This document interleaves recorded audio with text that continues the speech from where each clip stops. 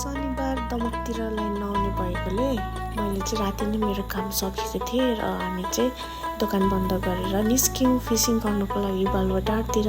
त्यहाँनिर हामीले बिचमा रोकेर चाहिँ बहिनीहरूसँग खाजासाजा खायौँ। त्यसपछि हामी डाइरेक्ट स्पटमा गयौँ। दाइहरू चाहिँ अगाडि आइसक्नु भएको थियो। अनि त्यहाँ एकछिन हामीले घुगी पनि पक्रियौँ। घुगी अलिअलि पाइँदो रहेछ। अनि हाम्रो सुटर भाइ चाहिँ पर एकदम माझीको चाहिँ ठाउँ ओगटेर बसिरहेको छ।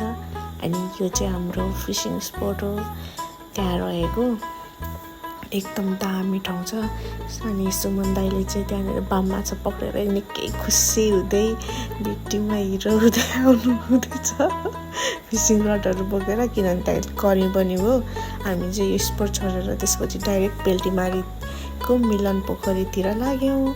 मिलन पोखरी जाने क्रममा चाहिँ त्यो चाहिँ कस्तो दामी थियो क्या त्यहाँको ठाउँहरू।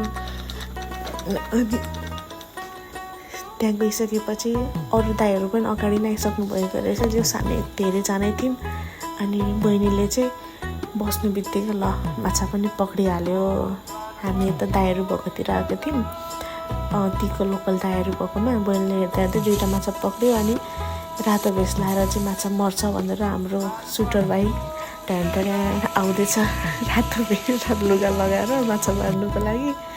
तर भाइ यत्रो बेर ध्यान दिएर बस्दा पनि माछा परेकै थिएन। अनि त्यहाँनिर चाहिँ भाइको माछा नपरे पनि हेर्दा हेर्दै अर्को एकजना दाइको पनि माछा पर्यो।